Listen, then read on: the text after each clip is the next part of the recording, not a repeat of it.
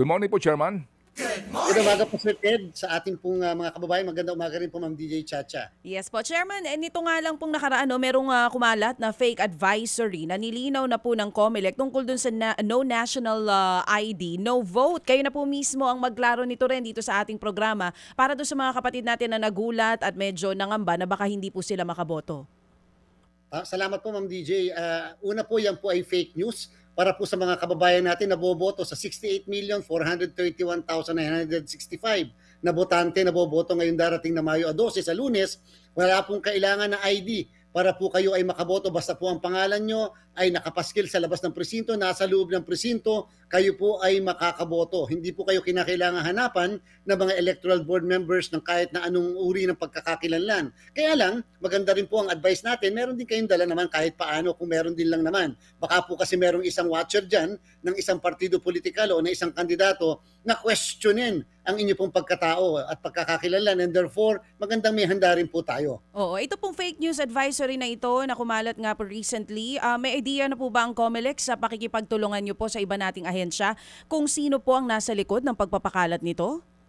Yung pong task force KKK namin ay meron na pong ugnayan sa CICC ng DICT, kung kaya naman inaalam na natin kung saan at sino talaga ang nagpasimuno nito. Alam niyo po, sa mga susunod na araw, inaasahan po namin na meron pang mga susunod po na ganyan na misinformation, disinformation at fake news. Kung kaya meron din kami mga hinanda na mga tao na kinakailangan sa bawat araw, bawat oras na lumabas ang isang bagay na ganyan, may kasagutan kaagad ang Commission on Elections at hindi dapat pinagtatagal. So kung binabanggit niyo po ngayon na fake news yung kumalat kailan, kung sakali po, lalo na para sa mga first-time voters, sa paparating na eleksyon, meron po bang ID na kailangang ipresenta o wala? Kasi may binabanggit po kayo na no need naman talaga na mag-present ng government-issued ID dahil nandun na sila doon sa tinatawag na Election Day Computerized Voters List. Ano po ba ito, Chairman?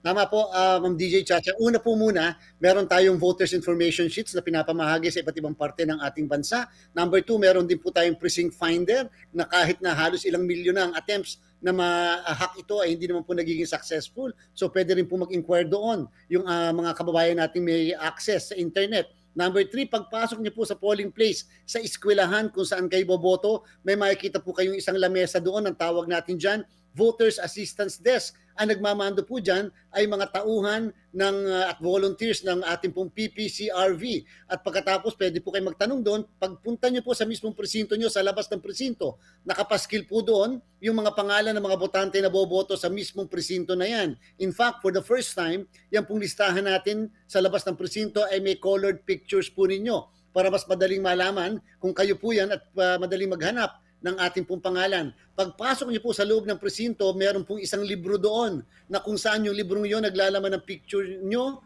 ng signature po nyo at the same time doon din po kayo magtatamark, at the same time doon din po ilalagay ang serial number ng balota nyo pag po kayo ay bumoboto. Ang tawag po dyan ay EDCVL. Ito pong EDCVL na binabanggit ninyo, sabi nyo nga po kanina, po pwede i-check yan ng mga boboto kung nandyan ang pangalan nila, maging yung presinto kung saan po sila dapat bumoto. Saan pong website ito, Chairman? Sa COMELEC website po ba ito?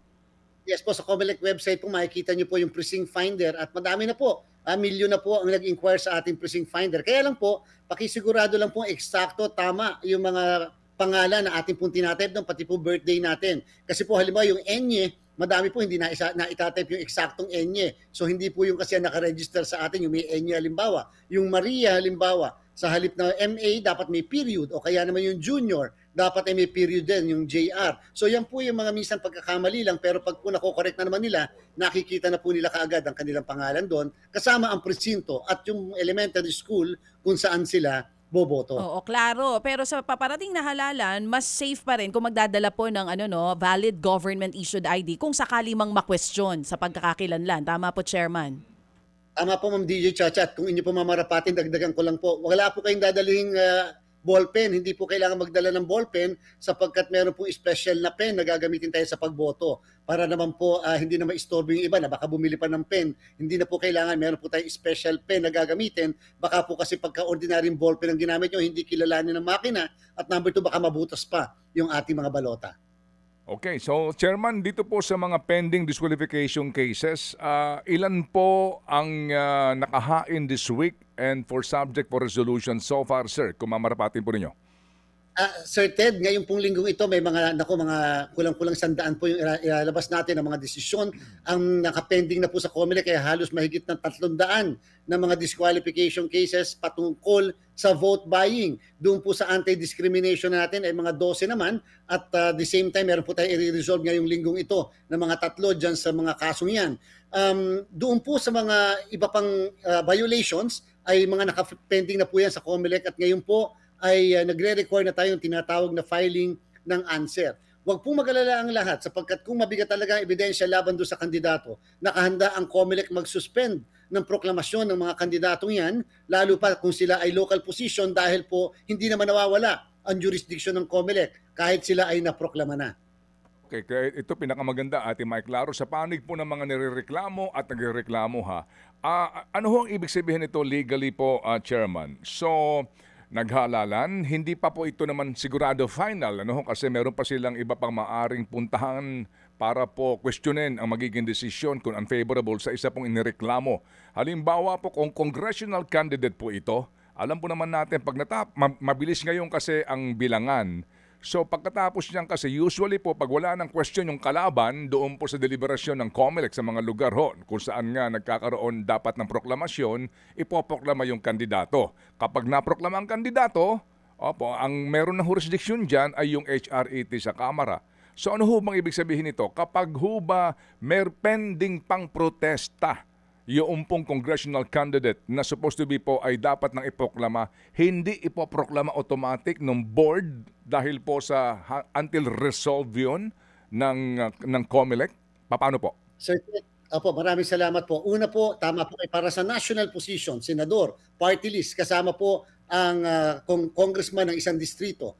Ang sabi po ng Supreme Court sa kaso ng Reyes versus the Commission on Elections ay pagka po nagkaroon na ng proklamasyon, oath, kahit po sa isang barangay chairman mag-oath sa isang notary public at nag-assume ng office which is June 30 ng 12:01 pagkatapos ng halalan, mawawalan po ng jurisdiction ng Commission on Elections kahit pa nga merong kaso na nakapending sa amin, kahit pa nga mabigat yung ebidensya ng kaso na nasa amin, ay mawawalan po kami ng jurisdiction kasi katulad nga po na nabanggit nyo sa ating saligang batas sa Article 6, Section 17, ang jurisdiction ay mapupunta sa House of Representatives Electoral Tribunal o kung sa Senado naman ay sa Senate Electoral Tribunal to the exclusion of any other court even including the Supreme Court. So yan po ang rule. Yun ang dahilan kung bakit pwede kami magdesisyon na hindi iproklama yung winning candidate kung mayroong pending disqualification sa issue ng age, citizenship, residency, registration as a voter, literacy, kasama na rin po yung mga vote buying cases, pwede po namin silang hindi iproklama. Ngayon po, dito naman sa issue ng local candidates ay kahit po sila ay maproklama, makapag-take ng oath o kaya naman kahit pa sila ay mag-assume ng posisyon, kahit nanunungkulan na sila from the position of governor hanggang pababa, Sir Ted, may jurisdiction ng COMELEC, pwede pa rin namin silang tanggalin basta may pending case prior to the proclamation. Prior to the proclamation. So meaning talagang magiging sagabal, balakid sa proklamasyon ng isang supposed to be winning candidate itong pending cases ngayon na, sa COMELEC. Ganun po? Chairman, klaro po yun? Opo, Sir Ted. Opo, yun po yung ating ine-emphasize. Kaya nga po sinasabi natin, sa mga natitirang araw pa, isang linggo pa, bago ang ating halalan, yung pong mga iba dyan, medyo magdalawang isip naman kung magba-violate pa ng election rules natin, mamimili ng boto. Dahil sayang naman po yung effort, sayang naman po lahat yung pinaghirapan natin. Talagang pawis-pagod na ang inabot natin pagkatapos mananalo, hindi rin naman mapoproklama dahil mabigat ang ebidensya laban sa kanila. So sana po ay medyo tumino naman tayo sa mga susunod na araw. Ano po yan, Chairman? Ano po ang pagbabasehan? Kasi bakbaka na yan, Chairman, sa bawat sa bawat Provincial Board of Canvassers kasi doon po pinoproklama supposed to be ang mga kongresistang nanalo. So, maglalabas ng omnibus resolution ang COMELEC informing all Provincial Board of Canvassers to refrain muna from proclaiming a winning candidate na may pending pa sa inyo na protesta. Ganun pa ho ba yun? O individual ito na COMELEC unbank resolution? Paano po yun? Individual po yan, Sir Ted. Ito pong nakaraang linggo ay pinalista na natin sa aming Clerk of the Commission ano ang mga kaso na pending sa atin, sino-sino yung mga yan. At pagkatapos po, pinabigay na natin sa mga division kung saan pending yung mga kasong yan para magkaroon sila ng initial determination kung sadyang mabigat o wala namang kwenta yung mga inaakusa sa mga kandidatong yan. So that ditong darating na Miyerkules po, Sir Ted, ay pwede namin i-determine sino ang may posibilidad na isuspend ang kanilang proklamasyon, mag-i-issue ng order ang bawat division at kaagad na i-inform ang mga board of canvassers. Halimbawa po, ang Provincial Board of Canvassers para sa congressman, sa governor, sa mga sangguniang panlalawigan. Para naman po sa City Board of Canvassers para sa mga posisyon sa city. At siyempre, yung Municipal Board of Canvassers para hindi nila iproklama kasi manggagaling po sa mga division yung mismong order of proclamation. Pwede rin po ang COMELEC and Bank mismo ang mag-aksyon ng mismong mag-issue ng order to suspend any and all proclamation lalo pat pending na sa COMELEC and Bank ang kaso. Okay, so while kung pending po ang proklamasyon ng isang nanalong kongresista o local official, hindi siya mapaproklama until ma-resolve ng COMELEC yung desisyon sa level Yes, po po. ninyo o hihintayin pa na umabot na naman ito sa kung saan pong hukuman?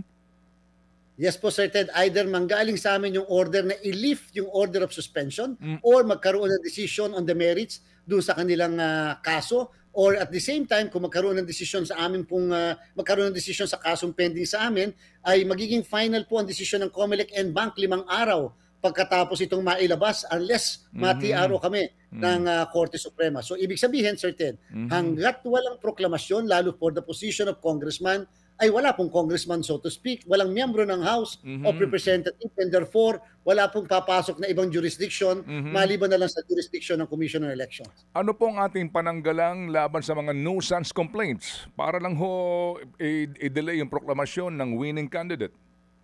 Meron po tayong mga natatanggap basta na lang po nag-a-allege na meron daw pumunta mga tao dito sa isang compound na ito at sinabi ay na magkakaroon ng bilihan sa loob ng compound. Wala po man lang picture, walang affidavit, wala man lang ebidensya. Wala po tayo nakita na kahit na ano. And therefore, hindi natin alam, baka po nagpe-prayer rally lang doon sa loob. O kaya naman baka naman po nag-watchers training doon sa loob. So, yan pong mga ganun, medyo mahina pong ebidensya yan. Pero meron po tayo kitang-kita talaga. Halimbawa po, yung mga cards na pinamimigay o kaya indirectly inaabot katulad nung nakita natin ng COMELEC doon po sa kaso sa Quezon na kandidato for congressman, incumbent mayor, na nagbigay ng 1,000 piso pagkatapos nagpakain pa doon sa kanyang rally. And therefore, naging ground po yun to disqualify yung mismong kandidato po na yan. Okay, sige po. So, mukhang this will be very interesting, Chairman. Ito kasi, ngayon lang ito na mangyayari, di ba, Chairman? Ngayon lang ito. Opo, mas maganda po kasi proactive ang komisyon para ipakita sa lahat. Seryoso po tayo at hindi lang po tayo komisyon ng show cause. Kasi pagka po ganun, pagtatawanan lang tayo ng mga tao, para lang po in preparation din sa 2028 na dapat, pag may patakaran, ipinapatupad po ito ng tama. Sige po, paano po yung mga meron pong suspension order ng ombudsman? No? Bagamat, again, hindi pa ho naman to final kasi ombudsman, pwede pa pong dumulog hanggang sa CA o Supreme Court yung mga local officials. Kapag ho sila nanalo sa halalan at wala naman silang mga protesta tungkol po sa paglabag sa election code natin, tuloy po ang proklamasyon nun. Opo, Sir Ted, wala pong effect sa amin ang suspension ng naigawad po ng Office of the Ombudsman as far as yung kalagayan ng kandidato ay concerned. Kaya lang po, ang recently naging issue, Sir Ted, paano kung ano bang klase ang suspension na dapat ihingi sa amin ng exemption. Sa lahat po kasi ngayon sa pamahalaan, Sir Ted, wala pong personnel movement lalo ng suspension na gagawad nang hindi humihingi ng karampatang pagsang-ayon ang Commission on Elections. Ito po ang liliwanagin natin. Kapag po ang suspension ng Office of the Ombudsman ay nakabase sa Anti-Graft and Corrupt Practices o Republic Act 3019, ang preventive suspension na yan ay hindi kinakailangan ihingi sa COMELEC ng kahit na anong exemption. Subalit, kung ang suspension po ay walang relasyon sa 3019, kung hindi halimbawa ethical standard for government officials and employees o kaya naman administrative case na na-file sa Office of the Ombudsman, yan po, Sir Ted, base sa patakaran, ay kinakailangan ihingi na exemption sa Commission on Elections. Okay, sige po. Sir, sa usapin po ng mga vote buying ngayon na mga aligasyon, kasi meron pong mga iba no, na mga butante sa ilang pong mga bayan-bayan, tumatanggap na po ng sobre, meron doon sample ballot, may mukha ng kandidato at may nakaipit po, 200 piso, 500 piso yung iba. Opo, gaano po ito, paano ang pag-appreciate dito ng COMELEC kung magreklamo po sa inyo? Kasi maaari sabihin na iba, gawa-gawa ng kalaban ko yan eh. Paano kaya ito, sir? Alam niyo po, kumita na po yung gawa-gawa ng kalaban. Meron po kami mga presumption. And therefore, i-defeat na lang nila yung presumption namin. Halimbawa nga, Sir Ted, maliban doon sa binabanggit nyo, yung iba kumukuha ng watcher-watchera, napakadami pa sa bawat presinto, hindi naman makakapasok. Ay, may presumption po kami na yung kandidato ay engaged sa vote buying. Di ibig sabihin po niyan na reverse ang order of prosecution. Sa halip na kami magpepresenta, sila magpepresenta na hindi sila engaged sa vote buying. Ganyan din po ang gagawin natin. Wala pong pinagkaibigan sa campaign materials na nakalagay sa kung saan-saan. Sasabihin, hindi sila nagkabit. Ay yung mga, at kung hindi yung mga kalaban nila ang nagkabit, para sila ang pagbintangan. So yan po din ang approach na gagawin natin. Naggawa po kami ng napakadaming presumptions. Iniba po natin ang ating pong approach para naman kahit paano hindi mahirapan sa prosecution ang COMELEC at the same time sa pagdidisqualify ng mga kandidato. Okay, pwede bang sir, habang sa panahon mismo ng halalan, habang nagbibilangan ng boto, merong maghain pa rin sa inyo ng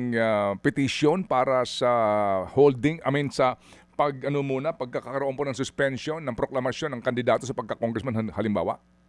Dapat po merong nakapending na case na sa amin para makapile sila ng tinatawag na motion to suspend proclamation. Pero ito po, Sir Ted, ang isang petition to disqualify a candidate based sa Section 68 ng Omnibus Election Code, yung mga terrorism, vote buying, violence, etc., pwede pong i-file yan until before the proclamation ng naturang kandidato. So kung halimbawa, Sir Ted, election ngayon, tapos ngayon nag-commit ng mga ganyang krimen o ganyang ground to disqualify, ay ngayong araw na to, kahit hanggang bukas pwedeng i-file basta bago mag-proclaim o maproklama yung mismong kandidato. Okay, sige po. So, Chairman, hindi naman to ang huli nating panayam kasi habang lumalapit na ang pahalalan, kami po i-istorbo sa inyo. Ito na lang panghuli. Yung issue po ng OFWs, dun sa pre-enrollment, nakapanayam namin ng migrante, ilang pang grupo. Sinasabi nga nila, mukhang marami ang disenfranchised voters nga ngayon because of this pre-enrollment requirement po ng COMELEC.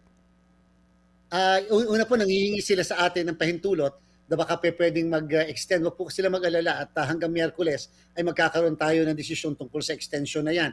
Yung pong pre-enrollment, Sir Ted, ay hindi naman po yun ang nakakabahala dahil hindi naman po yun ang nakakapagbagal o dahilan sapagkat marami na po tayong mga kababayan, Sir Ted, ngayon kulang-kulang ng 200,000 ang nagpapa-pre-enroll. Ibig sabihin, ganun po sila ka-interesado. Kaya lang talagang pagka midterm elections, talaga sadyang mababa ang voters turnout natin. Yung 2019 nga po, Sir Ted, dahil midterm election yon ay halos 18% lamang ang nakaboto ng mga kababayan natin at mas mababa pa nung mga nakakaraang mga eleksyon. Tumaas lang po yan nung presidential election, nagkaroon ng 40.59% na pagboto noong 2022. So again, ang akin lang po na pakiusap sa ating mga kababayan, ang dami na po tayo nagpapa-pre-enroll at nakakaboto gamit po ang internet doon sa 77 posts. Sana po pag mabigyan natin ng panahon, 3 to 5 minutes lang po makakapag-enroll na tayo at halos 2 minutes makakaboto na po tayo gamit ang internet at hindi na kinakailangan dumako pumunta sa embahada o konsulada. Okay, sige po. Last na lang po, Chairman. Chairman, bumoto ho kami sa absentee voting nitong nagdaan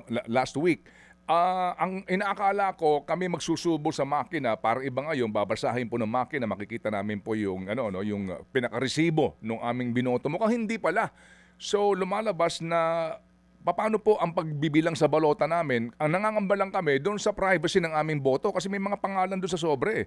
Pagbukas noon, makikita po yung pangalan ng botante doon. Pagbukas noon, sino hong babasa ng aming mga balota at paano namin masisiguro na hindi po malalaman ng mga taga-COMELEC kung sino mga binoto namin?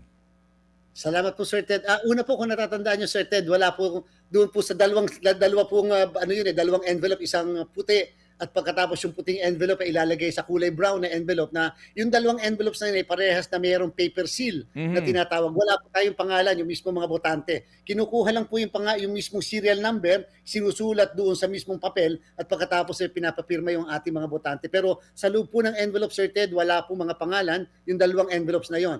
Huwag po mag-alala ang lahat. Sa araw po, sa gabi mismo ng Mayo at 12, na andito po sa third floor ng ating pong komisyon ay naka-live stream at pwede pong bantayan ng lahat, pati po mga political parties and citizens arm, yung mismong pag-feed ng mga balota.